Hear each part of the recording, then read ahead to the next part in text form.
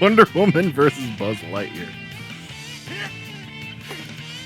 That, that would be funny. 15. Too easy. Oh, so speaking of superheroes and Disney, I don't know if anyone here is like super into the Marvel worlds at all, but what does I'm curious what everyone thinks about Game, set, and match. the future of the MCU with all these shows and everything. I was talking to some friends, and me and a buddy of mine were like, we're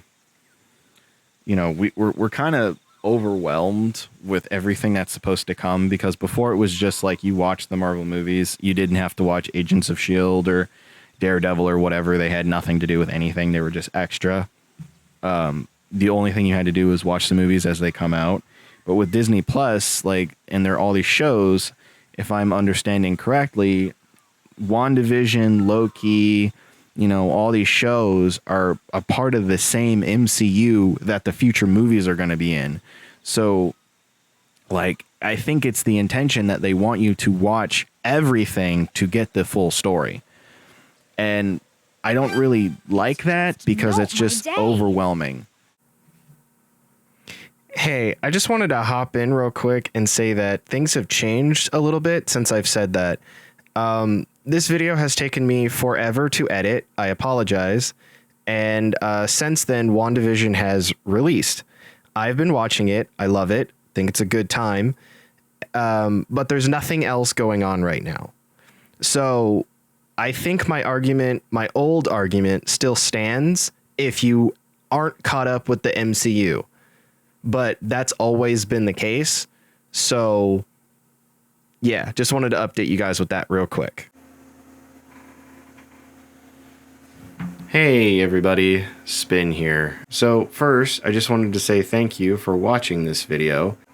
This video originally came out in March of 2021, and because of that, a lot of the things that I discuss in this video are very outdated. And what you're watching is the remastered version of this original video. And I just want to explain a little bit about what that means. I'm in the process currently of moving videos from my main channel over to my gaming channel. And in the process, I figured it'd be a good idea to re-edit them, go back and do audio edits, and just make them overall better, as my skills as a video editor have grown as time has gone on. And for this video specifically, a lot of the opinions that I have are kind of outdated because we're talking about movies in this video primarily. And a lot of those movies have come out. So I thought it'd be kind of interesting if I check in every once in a while during this video and tell you what's changed. I think it'd be kind of a good compare and contrast, and keep the video current, of course, too. But yeah, I just wanted to update you guys with that real quick. So thanks again for watching, and stay tuned. Let's see what's changed. So I wanted to see what everybody else thought. If they don't, maybe you don't care enough that you're just I'm just going to see the movies, and if there's something I don't get, then I don't get it. Or if you you're no, I think that's great, or whatever. If you have any opinions on it, I'd be curious to see what you think about that. And before we see what everyone else's opinions are, I need to backtrack a little bit. So my original opinion was that I was worried that the MCU was going to be coming out with stuff all the time, and that we're going to be overwhelmed with all this content to consume. And then I did my cut-in that you guys saw where I mentioned about WandaVision has come out, and it's not that bad because nothing else is happening. And that my argument would make sense if you're not caught up with the MCU. And now that they've kind of come out with a lot of stuff, I think I'm kind of nuanced about it now, because now I'm not caught up with the MCU, and I am overwhelmed about all the stuff that I would need to watch if I wanted to be caught up with it. And I think that if I was caught up with it, I do think it came out pretty fast. I think a lot of those things was just Marvel project after Marvel project after Marvel project, and it's unless you're a Marvel diehard and that's all you did, I don't know how a normal person is able to keep up with all that and still have other interests in the world. That's just just, I don't know how they were able to do it. So that is my take on that. I'm just done. I'm just done with Marvel. You'll watch anything as long as it's not Thor: The Dark World. That's the second one, right? I've seen Thor: Dark World. I don't remember it.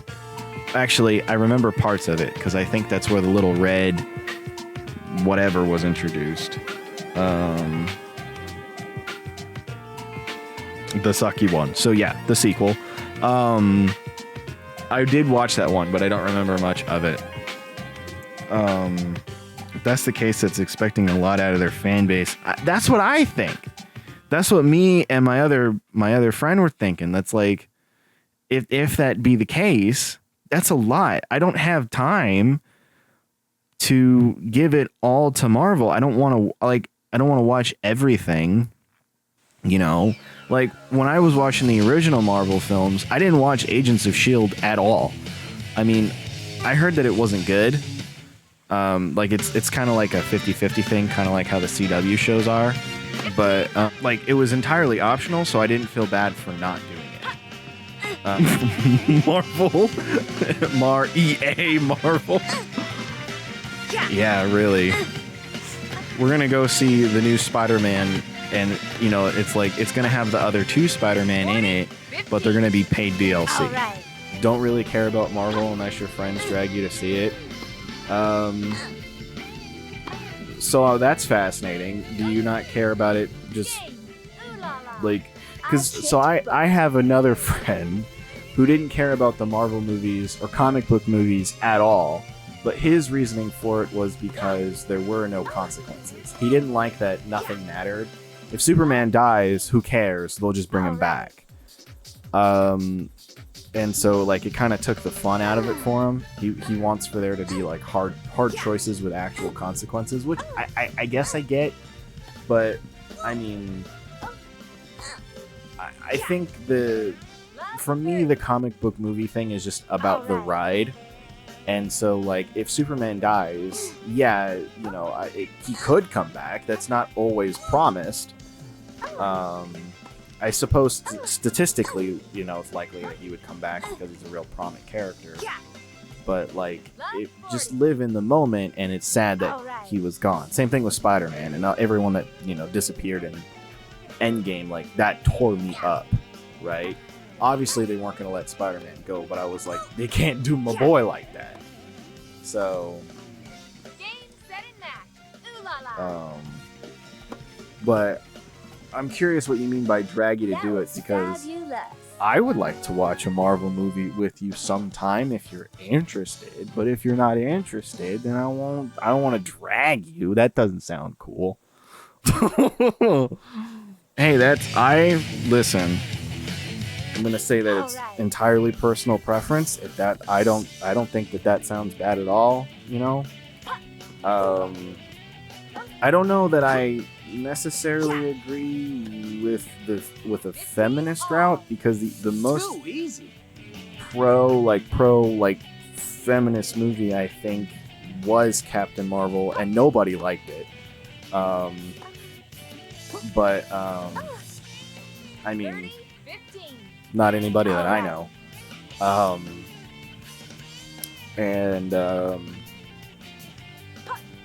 But I don't know of any other movies that were like super feminist. I think most of them still have male leads. Black Widow never happened.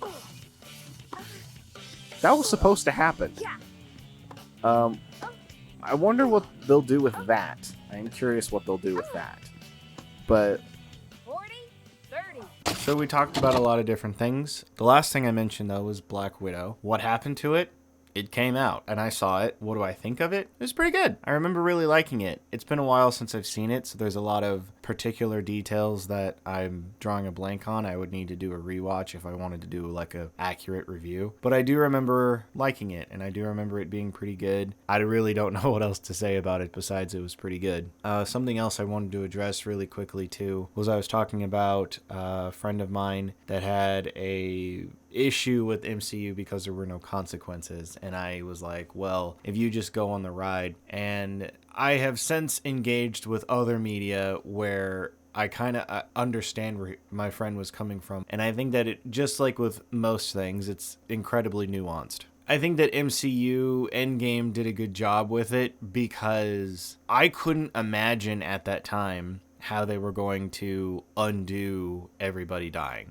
And so in the moment that was, it hurt. It was heavy. It was like, it was a really good way of doing it. And then them coming up with this crazy scheme to bring everybody back, I think was really interesting. And a good way of having an epic bad ending and a hero wins finale in the same series of films and having it like still carry the same weight to either one. I think that if you have a situation where you have a character and, you know, they do all this stuff and then story-wise, like none of it means anything, or like they do something like wildly wrong and then there's no consequences for that, or like there's supposed to be weight behind a character's death and then they just go ahead and like bring them back just because of nothing, you know, like they just come back because they come back. I would say then I would be more on my friend's side with the consequences argument and be like, well then what was the point of dying? You know what I mean? But I think the MCU did a good job with it. So it's one of those nuanced things. But yep, so there's that. All right.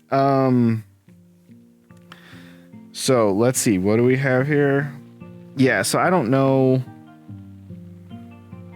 I don't know so much about like a direct like feminist tie-in thing, because there was a little blurb in Endgame that I remember, and then there was Captain Marvel, but I don't know of anything else. Everything else has had male leads.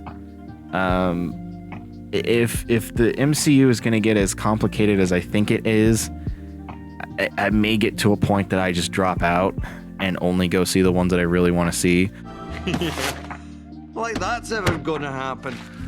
Which I think it has been confirmed that the next Spider-Man film is gonna like cross over, like they're trying to bring all of the Spider-Man together, especially with the success of Spider-Verse.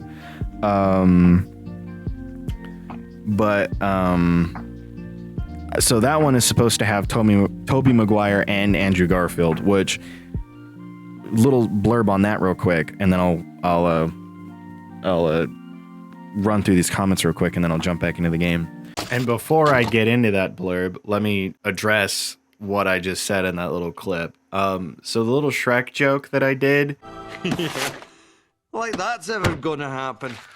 where I talk about dropping out of the MCU and I'll just go see the ones that I want to see. That is actually what happened. I made the joke because it's like, yeah, right, you're going to watch all of them, but it really is overwhelming. As of 2024, it is incredibly overwhelming, especially because some of the things that were irrelevant are now relevant because of Disney buying Fox and whatever. So yeah, MCU is ridiculous. Endgame is pretty much the ending for me. I've more or less dropped out. I've seen some things since then, like Loki and WandaVision, which I'll mention later, but I can't anymore. There's way too much media, there's way too much content, and as I get older, I get busier. I don't have time for all this stuff. And I keep mentioning this Spider-Man movie where it's like, it's alleged that it's supposed to be a Spider-Man movie with 3 people. Yes, that one was Spider-Man No Way Home, I think, and it was freaking awesome. It was a huge debate with my friends. When that film came out, they went back and forth about whether or not it was a good film. One side said that it was just like a cash grab. It wasn't really anything about it. It just was basically fan service, the movie. And other side says that sure, that may or may not be true, but it was pretty sick to see everyone all together. And I kind of agree. I'm kind of middle in the road on it. I think it was a really good film and I really enjoyed it. I think it was really cool to see everyone together. I wish that we had more interactions, like more natural interactions between them. The first good chunk of the movie doesn't have the other guys in it, and so you're just kind of sitting there in anticipation waiting to see if they show up. And they do, but I don't really feel like they got to show off their unique personalities to each other. Like, I don't, and especially like Andrew Garfield's Spider-Man was, I don't know, he gave me like kind of skater vibes or something, and he didn't really get to do that. They made it seem like they were all just like carbon copies of each other, and like, no, they had really unique personalities that I really wish that they could have explored and shown how the different Peter Parkers from the different worlds were different. But it was a pretty cool concept, and it was cool to see, you know, all these villains from the different worlds and stuff like that interact too. So yeah, you want to know what happened past me? We freaking loved it. It was awesome. Okay, back to the video. I am a diehard DC person, and back in like 2008 or whatever, when it was Dark Knight versus Amazing Spider-Man, I was like, Amazing Spider-Man, Dark Knight is my jam, the best movie ever made. I rewatched them as an adult, and oh my god, The Dark Knight is not great. It's not terrible, but it's not anywhere, should not be on the pedestal that I put it on. The only good thing about that movie is Heath Ledger's Joker. But The Amazing Spider-Man, oh my god, that is a good movie. That is a good movie. I would watch that again. I think that's a really good one, and I really actually enjoy Andrew Garfield's portrayal of Peter Parker. It's a different type. I don't know. I haven't read a lot of Marvel comics because, again, I'm a DC guy. I have really only DC comics. But I like his portrayal of Peter Parker. It's like it's its own thing. Love it. I think I like the first one more than I like the second one, but I don't want to say that specifically, but okay. And then Raint says, don't take a lot of convincing to see a movie, but I wouldn't see it on my own accord. All right, cool. I think it's important for such feminists to be at least be somewhat feminist, but I think they're not going about it in the best way. I think with all of this stuff, and just like what Poyo just said, I have a hard time with representation. I've done some learning and I've done some growing, and I'm not completely against it like I used to be.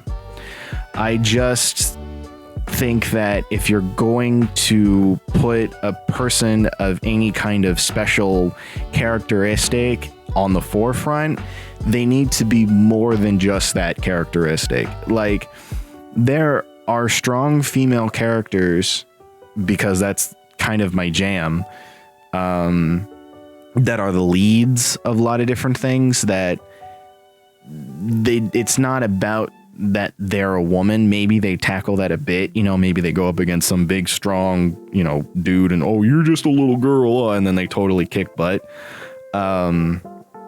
Like it's super easy example, I think, to me, because I'm in gaming, but Lara Croft, I think Lara Croft is a fantastic role model. And you know, I want that's a good character. You know, there are some of the Disney princesses that definitely can hold their own. I think Mulan, I would say, is one of them. Believe it or not, I mean, I think Elsa could hold her own, but I don't know. But it needs to be more than that, you know? So, and Alien, exactly. Alien is a great example.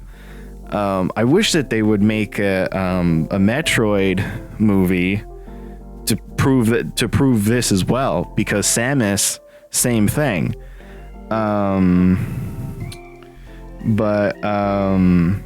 So yeah, exactly. So going down real quick, Thor Love and Thunder is what I'm scared of personally. I think they'll make it overly about the feminist message. I don't know anything about Thor Love and Thunder. They're supposed to introduce a female Thor in that one, right? Is that why it's worrying you?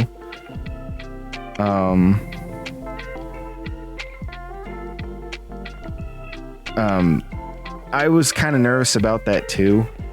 The thing is, so here's something that a person reminded me of.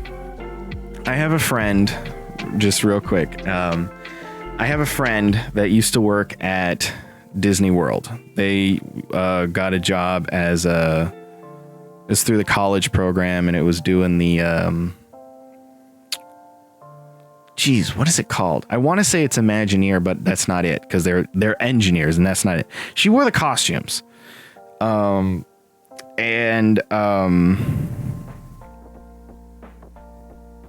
hard because Samus is so heavily inspired by Ripley. That's true.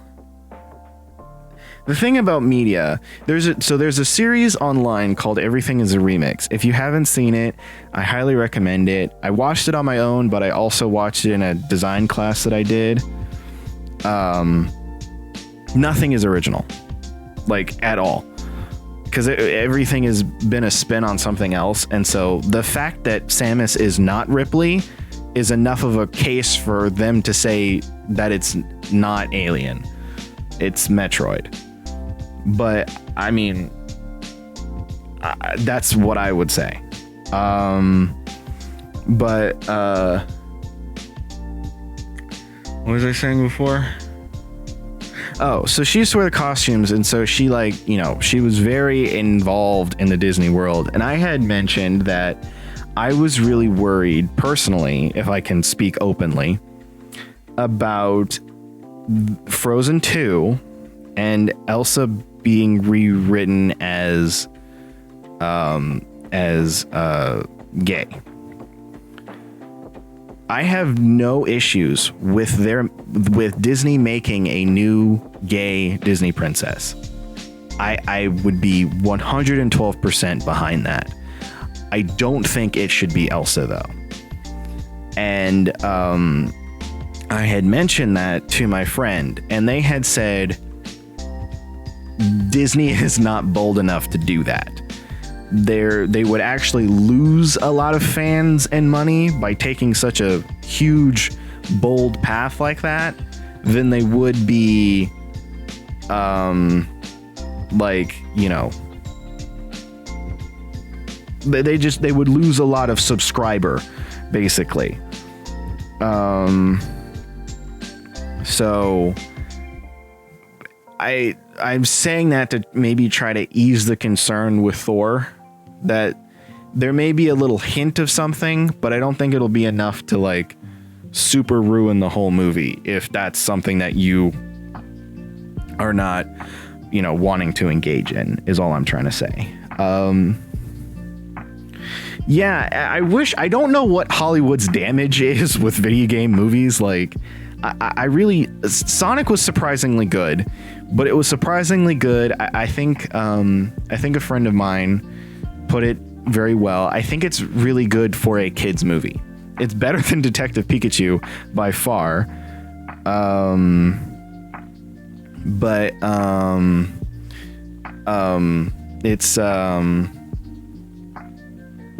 It's really good for a kid's movie. I liked it as a Sonic fan as well. I thought it did pretty okay, and I think Ben Schwartz is a good voice for Sonic. There may be a few references and stuff like that I would have put in there, and thank God they changed the design.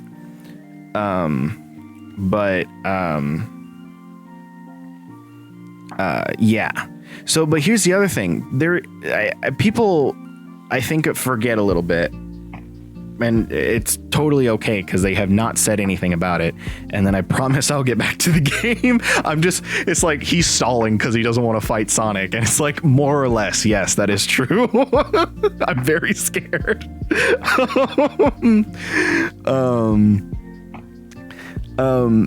Illumination is making a Super Mario movie, which totally works out because they just had the theme parks come out, right? You know, Miyamoto and Nintendo are watching them like a hawk. That is their child. That is their baby. They are not going to let Illumination, the Minions creators, mess this one up. So, I would imagine I mean, that's what I think personally. Especially with, I mean, they cease and desist everybody else, so. Gee, that's funny.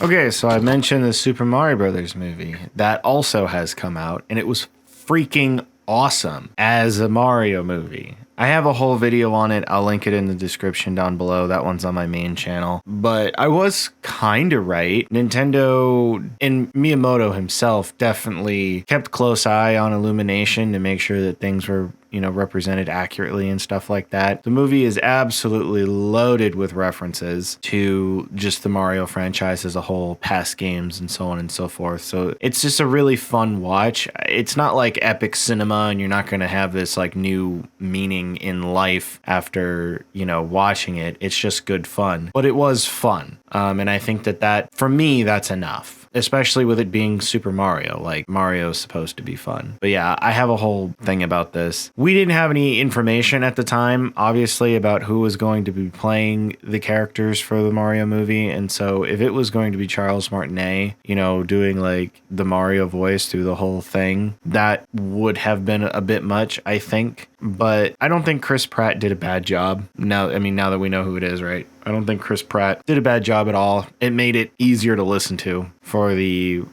hour and a half or whatever, 2 hours that movie is. So yeah, it was a good time and I rather enjoyed it. So, and again, I'll link to my full review in the description down below. But anyways, I would imagine that if there was a Metroid movie, which I would totally go see,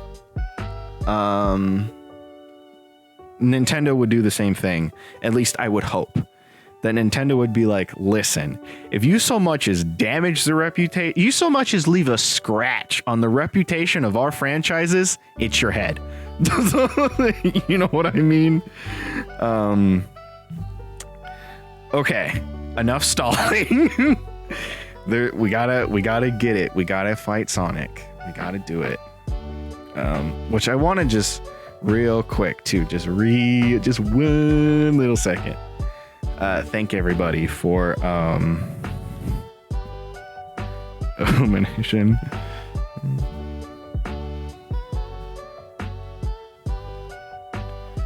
Oh yeah, no, I mean, I really hope that it's Illumination. I don't think Illumination has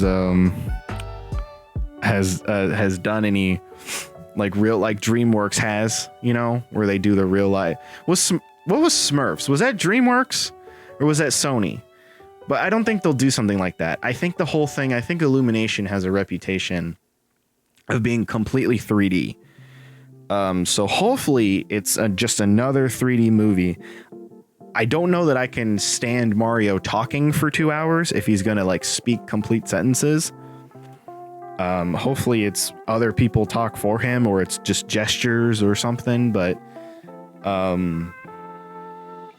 don't know. It's supposed to happen. I don't know when it's happening. I hope it's a good time, but yeah, but Illumination draws Mario like an abomination. Nintendo, okay, time to say goodbye to your lever. Illumination should just remake Hotel Mario cutscenes. That would be okay. Has anyone seen the meme of the Cyberpunk letters? Someone made a meme of the Cyberpunk like letters from CD Projekt Red, and it had the background and the logo on it. It's just the yellow background, and it said "Dear pesky plumbers."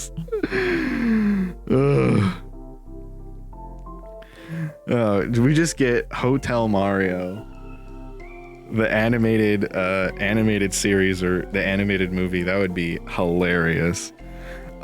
Man. Mamma mia. Just 2 hours. I got to go to the gate. I don't got to go to the gate. All toasters toast. You know what they say. Oh man, that's sending me back. I have Big Beat Mario in my head. Does anyone remember Big Beat Mario? That was a jam back in the day, and I'm not even that old. but I feel old.